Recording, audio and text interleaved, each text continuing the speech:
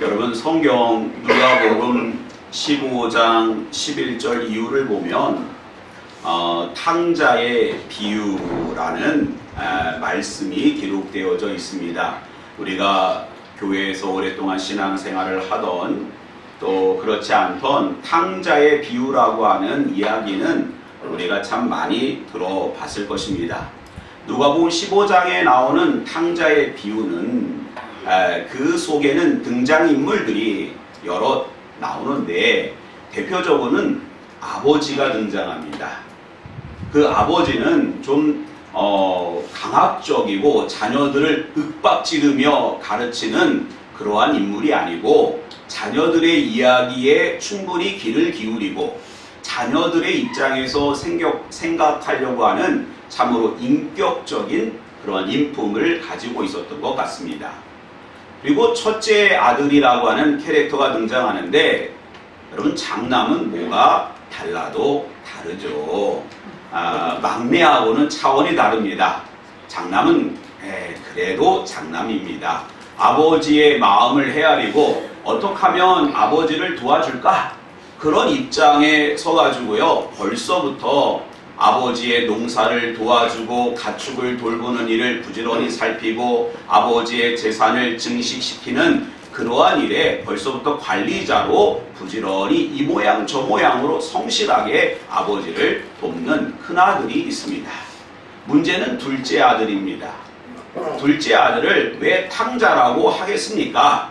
아버지의 마음은 전혀 헤아리지 못하고 그 탕자의 특징은 너무너무 교만하고 미련하고 지혜가 없다는 것입니다. 무엇보다도 자신의 그릇을 알지 못하는 거예요.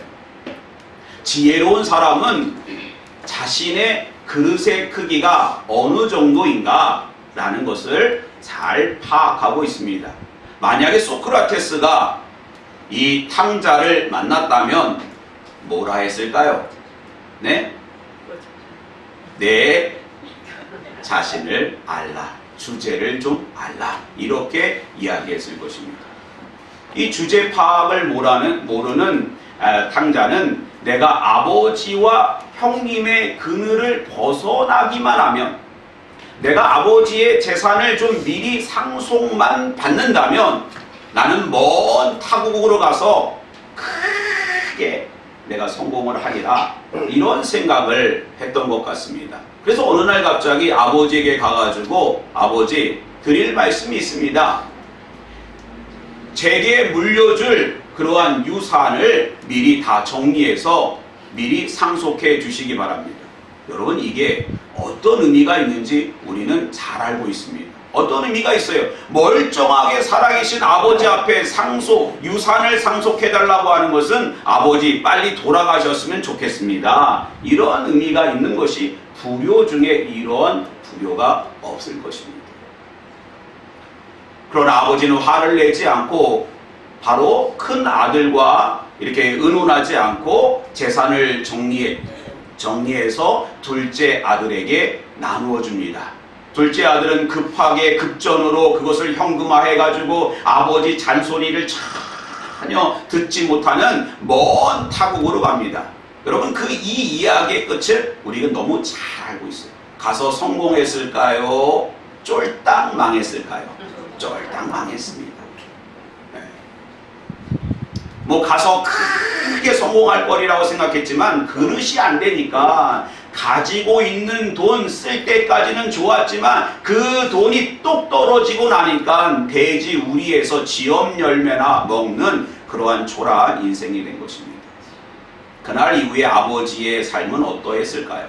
아버지는 여전히 식솔들이 있고 관리해야 될 재산이 있고 할 일도 많았고 만날 사람도 많았을 것입니다. 그러나 그 아버지의 삶은요 그날부터 스탑 멈췄습니다. 그리고 날마다 마을 어귀에 나가서 이제 나오나 저제 나오나 기다림이 시작됩니다. 누굴 기다리는 거예요? 둘째 아들을 기다리는 것입니다. 둘째 아들은 가면서 아버지 제가 돈 많이 벌어서 돌아와서 효도하겠습니다. 이러한 말 한마디도 하지 않았습니다. 반드시 돌아오겠다고 하는 약속도 하지 않았습니다. 그러나 그날부터 아버지의 삶의 주제는 기다림입니다. 여러분 왜 그럴까요? 그 이유를 알고 있습니까? 아버지이기 때문에 그렇습니다. 자식을 둔 부모라면 매일같이 문 앞에서 아들이 돌아오기를, 딸이 돌아오기를 기다리는 것이 바로 부모의 마음일 것입니다.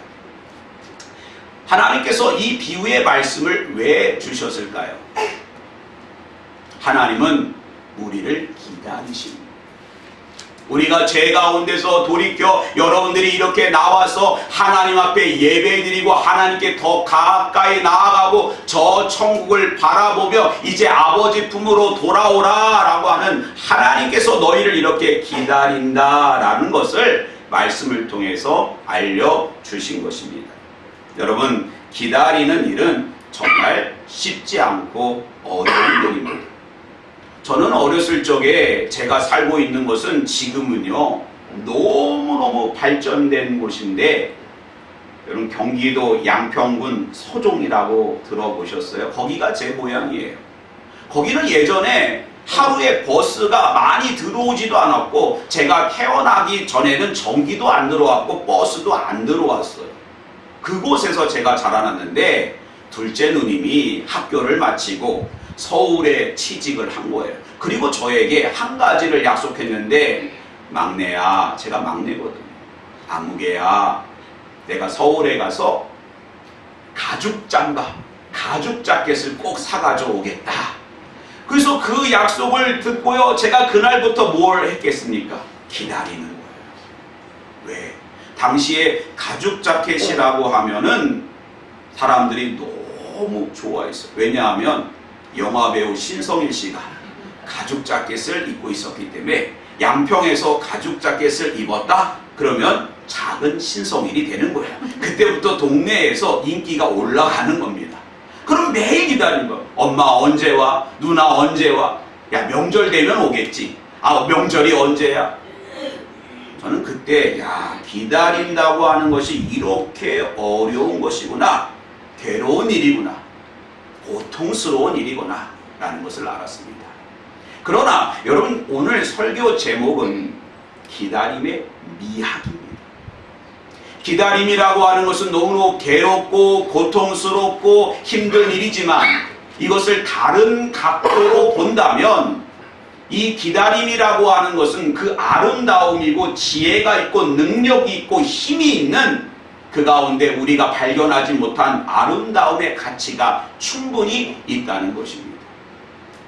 하나님께서 오늘 예수 그리스도를 기다리는 우리, 하나님의 기다림을 우리가 고통스러운 과정이라고 보지 말고 그 가운데 주시는 즐거움과 능력과 힘과 하나님 주시는 복을 바라보는 저와 여러분 되시기를 주님의 이름으로 축원드립니다. 요즘 저와 집사람 아내는요 누군가를 기다리고 있습니다. 여러분 누구를 기다리고 있을까요? 네? 군대 간 아들을 기다리고 있습니다. 요즘 그 어머니들은요 핸드폰에 어플이 있는데, 그 어플이 뭐냐, 군대 간 아들 며칠 남았다. 그래서 어제 보니까 470일이 남아 470일 30시간이 남아 있습니다 라고 어플에 딱 뜨더라고요. 늘 품에 있었던 아이를 군대에 보내고 나니까 너무 그 과정이 힘든 거예요. 매일 집에서 속만 썩이던 아들이라도 이렇게 떨어져서 먼 곳에 가 있으니까 마음이 좋지 않더라고요. 괴로운 일입니다.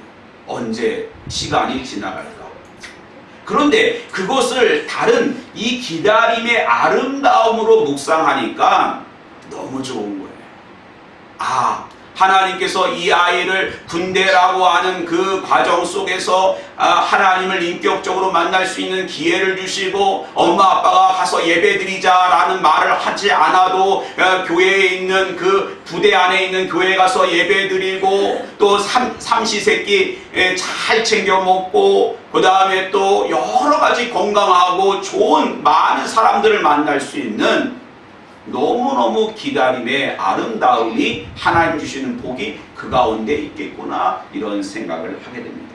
여러분, 오늘 우리는 하나님을 기다리며 이 땅에 오신 예수 그리스도를 기다리며 그 가운데 주시는 영적인 복을 기억하시기 바랍니다. 오늘 본문에는 예루살렘에서 열심히 기다리는 시므온이라고 하는 사람이 있습니다. 근데 시므온이라고 하는 사람이 매일같이 아침에 일어나면 또 세수하고 면도하고 몸을 정갈하게 하고 어디로 가느냐? 예루살렘 성전으로 매일 올라가는 거예요. 근데 시므온이 매일 예루살렘 성전으로 올라간 이유는 한 가지인데, 주의 영이, 하나님의 영이, 하나님께서 너는 죽기 전에 그리스도 아기 예수를 만나리라 말씀을 주셨어요. 언약의 말씀을 주셨기 때문에 그때부터 매일같이 그는 아기 예수를 성전에서 기다리고 있었던 것입니다. 만약 여러분의 인생에서 예수 그리스도를 기다림이 없다면 어떻게 될까요? 여러분이 예수를 기다리지 않고 하나님을 기대하지 않는다면 여러분의 인생은 아마도 세상에서 소망을 얻으려고 했을 것입니다. 세상에서 사는 것이 최고고, 세상에서 뭐 돈 많이 벌고 공부해서 성공하고 또 뭐 시집장가 잘 가고 뭐 자녀들이 뭐 부귀 또 입신양명하고 뭐 부귀영화를 누리고, 이런 것이 최고로 잘 사는 것이라고 생각될 것입니다. 그러다가 하나님의 심판 앞에 이르게 되고 예수를 소망하지 않았기 때문에 이제는 하나님의 심판을 받고 영원한 벌의 지옥으로 가게 됩니다. 그러나 우리가 예수 그리스도를 소망하고 우리 마음에 품는다면, 우리가 이 땅에서 가난하고 또 많이 배우지도 못하고 헐벗고 힘들고 어려운 가운데서도 어떻게 살았느냐, 그 과정을 다 지나고 하나님 앞에 설면 하나님이 우리의 죄로 인하여 심판하려고 하실 때에 우리의 소망이 되시는 예수님께서 우리를 의로 덮어주시고 안아주시고 하나님의 자녀로 선포하시고, 우리는 영벌이 아니라 영생으로 영원한 하나님 나라 새 하늘과 새 땅으로 하나님이 우리를 인도하여 주실 줄 믿습니다. 그러므로 우리는 예수 그리스도를 기다리는 것 그 자체가 복임을 믿으시기 바랍니다. 그게 가장 큰 복이에요. 여러분, 돈이라고 하는 것은 있다가도 없어지는 거예요. 건강도요, 있다가도 없어지는 거예요. 그래서 이러한 복을 세상에서 뭐라 그러냐? 해피라 그래요. 해피. 해피라고 하는 것은 해픈에서 온 거예요. 해픈이라고 하는, 그러니까 어떠한 일이 있으면 행복하고 어떤 일이 없으면 불행을 느끼는 거예요. 그러나 예수 그리스도를 바라보는 것은 블레스예요. 블리드라고 하는 피 흘림에서 온 거예요. 바로 예수 그리스도를 바라볼 때 우리는 영원한 본향을 바라보고 또 예수 그리스도로 우리의 마음이 부유해지고 하나님 주시는 사명을 감당하는 가운데 하나님께서 복을 더하여 주실 줄 믿습니다. 이러한 예수 그리스도를 기대하고 기다리는 우리 모두가 되기를 바랍니다. 그러면 본문에서 시므온은 예수 그리스도를 기다림으로 어떠한 복을 누렸을까요? 25절 말씀 우리 한번 같이 한번 읽어보겠습니다. 시작. 예루살렘에 시므온이라고 하는 사람이 있으니 이 사람은 의롭고 경건하여 이스라엘의 위로를 기다리는 자라, 성령이 그 위에 계시더라. 아멘. 여러분, 예수를 기다리는 사람은 하늘로부터 위로와 소망이 있는 줄 믿으시기 바랍니다. 당시에 예수님이 오시기 전에 이스라엘의 상황은 참으로 암울하고 암담했습니다. 여러분, 이스라엘 사람들은요, 하나님의 말씀을 다 지켜야 구원을 얻는다고 그렇게 믿었습니다. 구약에 있는 율법은 613가지입니다. 613가지를 다 지켜야 구원을 얻는다고 믿었습니다. 그런데 목사인 저도요, 613가지가 뭔지 다 몰라요.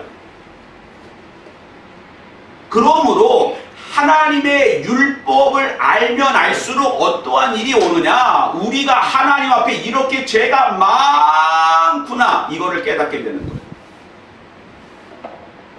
그리고 그 앞에서 좌절하게 됩니다. 야, 나는 죄인이기 때문에, 이렇게 하나님 앞에 큰 죄인이기 때문에 나는 구원받을 길이 없다. 그렇기 때문에 세상 사람들은, 당시의 사람들은 그러한 율법으로 이렇게 율법의 멍에를 지고 힘들다, 그러한 삶을 살았던 거예요. 또 정치적으로는 로마가 그 세력을 넓혀나가서 이스라엘을 식민지로 다 삼아버렸습니다. 여러분, 속국이 되고 식민지가 된다고 하는 것이 얼마나 끔찍하게 힘든 일인지 우리 민족도 이미 다 알고 있습니다. 그러한 시대, 여기를 봐도 위로받을 것이 없습니다. 저기를 봐도 위로받고 소망을 얻을 데가 없습니다. 그러나 예수 그리스도를 기다림으로 이 시므온은 어떠한 은혜가 있었습니까? 어떠한 복이 있었습니까? 하늘로부터 예수 그리스도를 통한 위로와 소망이 있었는 줄 믿으시기 바랍니다. 여러분, 율법으로는, 행위로는 구원을 얻을 수 없지만 예수 그리스도가 우리를 위해서 십자가에서 죽으셨다는 그 은혜의 복음을 믿음으로 우리는 구원을 얻는 줄 믿습니다. 그러므로 우리가 위로받는 거예요. 예수 그리스도로 위로받는 거예요. 오늘도 저는 여러분들을 다 안아주지 못해요. 제가 여러분을 다 안아줬다가는요, 목사님 이상해요, 이렇게 되세요. 그러나 오늘 우리가 예수님이 우리를 예배 가운데, 말씀을 듣는 가운데 우리를 꼭 안아주시고 자랐다. 여러분, 옆에 있는 사람 한번 안아주세요. 옆에 있는 사람이라도 좀 안아주세요. 남자 안았다 큰일 납니다. 옆에 있는 사람이라도 안아주고. 예수님이 오늘 여러분들을 이렇게 안아주시는 거예요. 호주에서 유명한 치료사가 있는데, 제시카 오닐이라고 하는 사람이 사람들을 마사지하고 치료하는 과정 속에서 이 포옹이라고 하는 것, 안아준다고 하는 것 자체가 이것이 상당한 치료의 능력이 있다는 것을 알았어요. 그래서 사람들한테 그냥 좀 아침에 일어나면 아이들을 좀 안아주세요, 남편을 안아주시고 아내를 안아주는 것만으로도 건강해집니다. 근데 사람은 믿지 않았어요. 아니, 이게 무슨 힘이 있느냐? 그러나 이 사람이 정말로 사람들을 만날 때 이렇게 서로 안아주고 포옹하고 격려하고 이런 가운데 어쨌든 그 치유법을 받은 사람들이 상당히 많이 건강해진 거예요. 여러분, 우리는 예수님의 위로와 포옹 가운데 있는 줄 믿으시기 바랍니다. 예수님이 여러분을 안아주시고, 어떤 사람을 안아주십니까? 예수님을 기다리는 사람을 안아주십니다. 이 대림절 첫 번째 주간, 예수님이 이 땅에 오신 것을 4주간 기념하는 축제 기간입니다. 여러분, 이 기간 예수님과 포옹하고 하늘로부터 주는 그러한 위로로 다시 소망을 얻으시기를 바랍니다. 두 번째는요, 27절 말씀 우리 같이 한번 읽어봅니다. 시작. 성령의 감동으로 성전에 들어가매 마침 부모가 율법의 관례대로 행하고자 하여 그 아기 예수를 데리고 오는지라. 시므온이요, 아기 예수님이 오늘에 올까, 또 내일이면 올까, 그러다가 정말로 요셉과 마리아가 아기 예수님을 데리고 성전으로 왔을 때 만났다는 거예요. 여러분, 시므온이 하나님께 받은 복은, 그 기다림의 복은 예수 그리스도를 만남으로 완성되어졌다는 것입니다. 여러분의 기다림이, 오늘도 우리는 예수 그리스도를 기다리고 그 기다림의 복이 예수 그리스도를 인격적으로 만남으로 완성되어지는 귀한 역사가 있게 될 줄 믿습니다. 여러분, 사도행전을 보면 사울이라고 하는 사람이 나오잖아요. 사울이라고 하는 사람은 율법에 그러한 정통한 사람이었습니다. 율법이 최고라고 생각했어요. 근데 율법에 비추어 보니까, 아니, 저기 갈릴리에서 청년 한 명이 메시아다, 자기는 하나님의 아들이다. 근데 수많은 사람들이 그를 따르는 거예요. 그래서 예수를 십자가에 못 박아라 해가지고 결국에는 예수님께서 십자가에서 돌아가셨어요. 그 죽음을 마땅히 여기고 자기는 이러한 하나님을 모독하는 신성 모독죄를 만들어 가지고 그 사람들을 다 감옥에 가두는 것이 나는 정말 하나님 앞에 의로운 삶이다, 이런 생각을 해가지고 예루살렘에서 북쪽으로 저 멀리 떨어진 다메섹이라고 하는, 이스라엘도 아니에요, 시리아라고 하는, 그 시리아 다메섹이라고 하는 곳으로 가서 예수 믿는 사람들을 잡아 죽이려고 떠났던 거예요. 이제 다메섹이 거의 이제 10km 정도만 더 가면 다메섹인데, 그 앞에서 하늘로부터 빛이 내려와서 사울의 눈으로 들어온 겁니다. 캄캄한 거예요. 하나도 보이지 않습니다. 이 캄캄한 눈이 어두워서 엎드려져서 귀를 기울이는데 하늘로부터 음성이 들립니다. 사울아 사울아, 네가 어찌하여 나를 박해하느냐. 누구십니까? 나는 네가 박해하는 예수, 하나님입니다. 깜짝 놀랍니다. 자신이 하나님을 사랑한다 고백합니다. 하나님을 박해하고 있습니다. 여러분, 우리가 예수를 기다릴 때 기다림의 완성은 살아계신 하나님 예수 그리스도를 영접하고 만날 때 완성됨을 믿으시기 바랍니다. 그것이 우리에게 가장, 여러분, 이 세상에서 여러분 우리가 정말 누군가를 만난다는 것, 정말 좋은 사람을 만난다라고 하는 것, 그것은 축복입니다. 근데 가장 큰 축복은 우리가 예수 만난다는 거예요. 예수 만나는 그 복을 우리가 대림절에 우리가 누리며 자랑하며 감사하며 감격하며 그 힘으로 일어나는 이 기간이 되기를 주님의 이름으로 축원드립니다. 마지막으로는요, 34절 말씀인데 우리 같이 한번 읽어봅니다. 시작. 시므온이 그들에게 축복하고 그의 어머니 마리아에게 말하여 이르되, 보라, 이는 이스라엘 중 많은 사람을 패하거나 흥하게 하며 비방을 받는 표적이 되기 위하여 세움을 받았고 라고 했습니다. 아기 예수님께서 오셨을 때에 그를 영접하는 자들에게는 구원의 표적이 되겠지만, 예수 그리스도를 거부하는 자들에게는 멸망의 표적이 된다는 거예요. 여러분, 대림절 우리의 마음을 활짝 열고 만왕의 왕으로 오신 예수 그리스도를 만나며 영접하며 교제하며 하나님의 사람으로 생명의 역사 가운데 있기를 부탁을 드립니다. 마태복음 25장을 보면 신랑을 기다리는 10명의 처녀를 소개하고 있어요. 그러니까 이스라엘의 결혼 그 문화를 보면 신랑이 이제 마을에 들어왔을 때에 그 들러리로서 이렇게 처녀들이, 결혼하지 않은 그러한 여인들이 등불을 이렇게 들고 기다립니다. 그래서 등불을 밝혀가지고 신랑을 이렇게 그 혼인잔치로 잘 안내하는 역할을 맡았어요. 근데 슬기로운 5명의 그러한 처녀들은, 들러리들은 기름을 충분히 준비합니다. 신랑이 이제 생각하기에 오늘 저녁에 올 거다라고 하는데 며칠 동안의 그 기름을 충분하게 준비합니다. 그러나 이 미련한 5 처녀는 신랑이 오늘 밤을 넘기지 않을 거야 라는 생각에 기름을 그 정도만, 또 가격이 비싸니까 그 정도만 준비한 거예요. 그런데 시간이 지나도 오지 않습니다. 저녁이 돼도 밤이 돼도 새벽이 돼도 오지 않고, 결국에는 기름이 다 떨어져서 그 기름을 사러 급하게 기름집으로 갈 수밖에 없어요. 그러나 슬기로운 5명의 그러한 처녀들은 기름을 충분히 준비하다가 아주 느지막하게 온 신랑이 오니까 신랑이다 라고 하니까 등불을 환하게 밝혀서 신랑과 함께 혼인잔치에 들어갈 수 있었다는 것입니다. 여러분, 우리가 예수님이 언제 오실지 몰라요. 언제 오실지 몰라요. 우리가 늘 성령으로, 성령의 기름으로 준비하고 늘 마음으로 항상 우리가 하나님을 바라봅니다. 다시 오실 주님, 또 인생의 종말 가운데서도 주님과 꼭 안고 하늘로부터 주시는 위로와 소망과 확신을 가지고 날마다 예수 그리스도를 기다리고 준비하며 영접하는 정결한 그리스도의 신부가 되시기를 주님의 이름으로 축원드립니다. 기도하겠습니다.